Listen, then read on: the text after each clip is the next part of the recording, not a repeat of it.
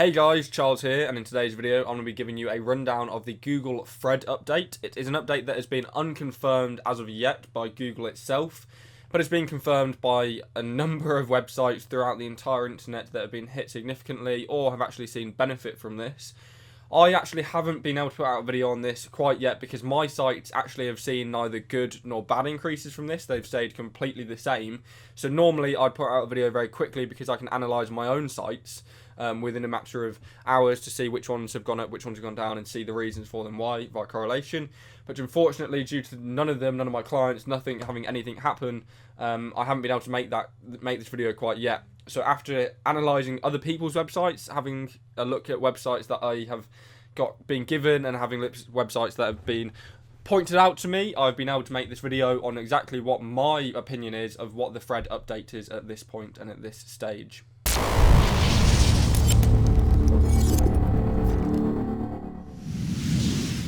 Okay, so what do we know officially? Well, the update actually happened and hit on the 9th of March 2017. That was 5 days ago. It targets apparently low value and ad heavy sites, though I say apparently and put that in quotation marks because I think that's a load of bullshit. And this is what Barry Schwartz has put out about the entire thing. He said that he's analysed around 100 websites and that they're all kind of interlinked topically, not relevant, complete kind of sites. But I think that isn't actually the case. I do think topical relevancy does play a massive part in this though, but generally it's not to do with the content itself, and I will put that out there because actually when I looked at a lot of the sites that were hit that weren't mine, that were just pointing out to me, or I looked at tools and saw sites that got hit as well and saw like the biggest winners versus bigger losers. A lot of the big losers actually were sites like e-commerce websites, like shopping sites, and like one of the sites that I was talking to someone about earlier today was a clothing brand website.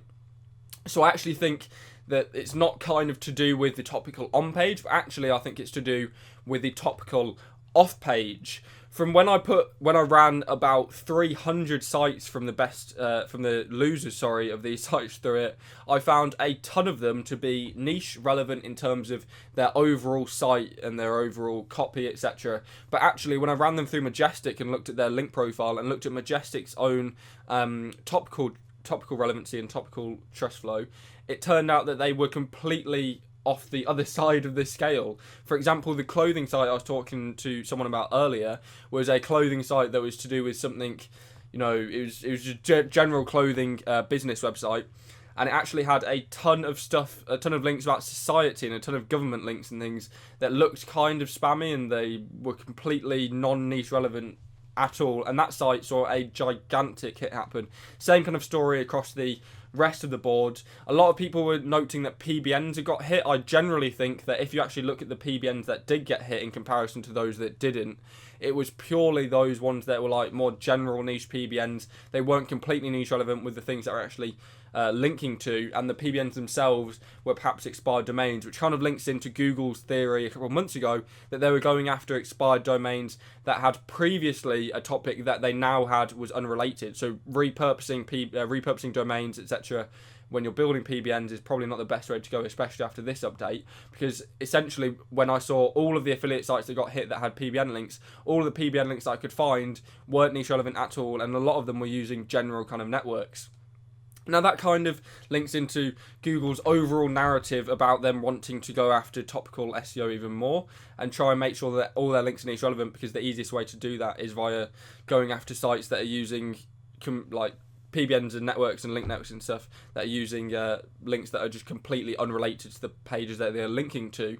So that does link into that very well, but I do not think that ad-heavy sites at all were really hitting this. I do think it was more to do with the content that the sites had on their page in comparison to the links that they were getting from pages that weren't actually niche relevant to those niches.